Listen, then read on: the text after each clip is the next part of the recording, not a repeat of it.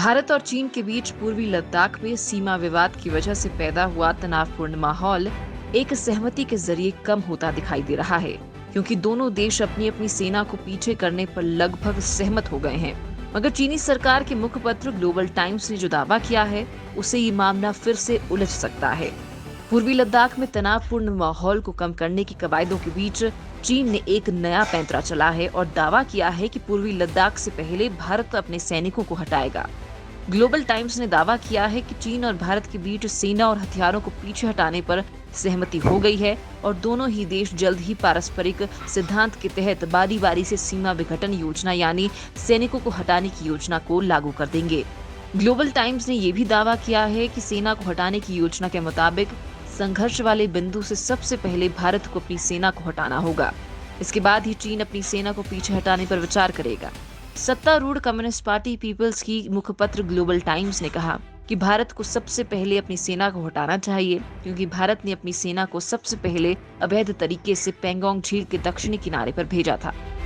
इसके बाद ही चीन उत्तरी छोर पर सेना हटाने पर विचार करेगा। बता दें कि ऐसी खबर है कि दोनों देशों के बीच डिसएंगेजमेंट को लेकर बनी सहमति के बाद दोनों पक्ष अप्रैल मई महीने के बाद पेंगोंग झील इलाके में बने सभी नए ढांचे को ध्वस्त करने जा रहे हैं।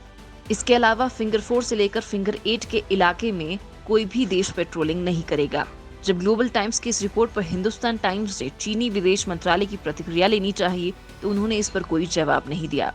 चीन की सरकारी मीडिया ग्लोबल टाइम्स द्वारा रिपोर्ट किए गए दावे पर नई दिल्ली स्थित चीनी दूतावास से कोई औपचारिक प्रतिक्रिया नहीं मिली है। मगर भारत ने कूटनीतिक और सैन्य वार्ता के शुरुआती दौर के बाद ही ये स्पष्ट कर दिया था कि सीमा विवाद को गहराने और उकसाने वाले सबसे पहले चीन की पीपल्स लिबरेशन आर्मी के सैनिक थे, इसलिए भारतीय सैनिक पहले अपने कदम पीछे नहीं करेंगे। शुक्रवार को प्रकाशित ग्लोबल टाइम्स की रिपोर्ट के एक दिन पहले प्रकाशित पिछली रिपोर्ट का अपडेटेड वर्जन था। शुक्रवार को ग्लोबल टाइम्स ने भारतीय मीडिया में आई दोनों सेना के पीछे हटने पर बनी सहमति वाली खबर का खंडन किया था। उसने दावा किया कि भारतीय मीडिया में आई इस तरह की खबरें गलत है। बता दें कि दो परमाणु शक्तियों वाले देश चीन और भारत पिछले 5-6 महीने से सीमा विवाद को लेकर उलझे हुए हैं और इसी की वजह से सीमा पर तनाव जारी है।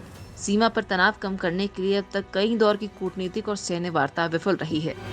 हालांकि भारतीय अधिकारी ने पुष्टि की है कि दोनों पक्ष लद्दाख में तनाव को कम करने के लिए एक व्यापक विघटन योजना के हिस्से के रूप में संवेदनशील पेंगोंग त्सो इलाके में सैनिकों और सैन्य उपकरणों की चरणबद्ध वापसी के विस्तार पर हालांकि भारतीय अधिकारियों ने पुष्टि की है कि दोनों पक्ष लद्दाख में तनाव को कम करने के लिए एक व्यापक विघटन योजना के हिस्से के रूप में संवेदनशील पेंगोंग त्सो इलाके में सैनिकों और सैन्य उपकरणों की चरणबद्ध वापसी के प्रस्ताव पर विचार कर रहे थे। अगर ये प्रस्ताव आगे बढ़ता है तो ये 4 महीनों से अधिक समय से जारी वार्ता में पहला महत्वपूर्ण कदम होगा। गालवान घाटी में जुलाई की शुरुआत में विघटन हुआ, मगर इसका असर तनाव वाले अनेक क्षेत्रों में नहीं दिखा। प्रस्ताव पर पहली बार चर्चा 6 नवंबर को चुशुल सेक्टर में दोनों सेनाओं के कोर कमांडर रैंक के अधिकारियों के बीच सैन्य वार्ता के 8वें दौर के दौरान की गई थी। वास्तविक नियंत्रण रेखा के भारतीय हिस्से में 6 नवंबर को चुशुल में भारतीय और चीनी सेनाओं के बीच 8वें दौर की उच्च स्तरीय सैन्य वार्ता के दौरान सैनिकों को पीछे हटाने और अप्रैल से पहले की स्थिति बहाल करने के विशेष प्रस्ताव को अंतिम रूप दिया गया। सूत्रों ने बताया कि भारतीय सेना और चीन की सेना कोर कमांडर स्तर पर होने वाली अगली वार्ता में समझौता पर पहुंचने की उम्मीद कर रही है। सैन्य स्तर पर 9वें दौर की वार्ता अगले कुछ दिनों में होने की संभावना है। पूर्वी लद्दाख में विभिन्न पर्वतीय क्षेत्रों में भारतीय सेना के करीब 50,000 जवान तैनात हैं, क्योंकि गतिरोध सुलझाने के लिए दोनों पक्षों के बीच हुई वार्ता के अब तक ठोस परिणाम नहीं निकल सके हैं। अधिकारियों के मुताबिक चीन ने भी इतने ही जवान तैनात किए हैं। दोनों पक्षों के बीच मई की शुरुआत में गतिरोध आरंभ हुआ था। सूत्रों ने बताया कि समझौता होने पर पहले कदम के तौर पर 3 दिनों के भीतर दोनों पक्ष टैंक, बड़े हथियारों, बख्तरबंद वाहनों को LAC के पास गतिरोध वाले स्थानों से पीछे के बेस में ले जाएंगे।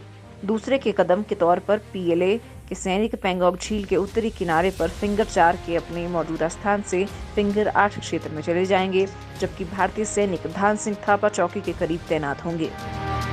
उन्होंने बताया कि सेनाओं के बीच बनी सहमति के तहत व्यापक रूप से 3 दिनों में हर दिन करीब 30% सैनिकों की वापसी होगी। तीसरे चरण में पेंगोंग झील के दक्षिण किनारे पर रेजांग ला, मुखपारी और मगर पहाड़ी जैसी क्षेत्रों से सैनिक पीछे हटेंगे। भारतीय सैनिकों ने पेंगोंग झील के दक्षिणी किनारे के आसपास रणनीतिक लिहाज से महत्वपूर्ण मुखपारी, रेजांगला और मगर पहाड़ी जैसे क्षेत्रों पर कब्जा कर लिया है। एक उच्च स्तरीय सूत्र ने बताया, ये सब प्रस्ताव है, समझौते पर अभी दस्तखत नहीं हुआ है। सूत्र ने कहा कि सैनिकों के पीछे हटने की प्रक्रिया के अंतिम चरण में दोनों पक्ष विस्तृत सत्यापन करेंगे, जिसके बाद सामान्य गश्त बहाल होने की उम्मीद है। पीएलए के साथ कोर कमांडर स्तर पर 8वें दौर की वार्ता के पहले शीर्ष सैन्य अधिकारियों ने सैनिकों के पीछे हटने और पूर्वी लद्दाख में तनाव घटाने के लिए प्रस्तावों पर विचार विमर्श किया था। फिंगर इलाके में सैनिकों के पीछे हटने के प्रस्ताव का मतलब होगा कि गतिरोध के समाधान तक फिंगर 4 और 8 वाले इलाके के बीच गश्त की इजाजत नहीं होगी।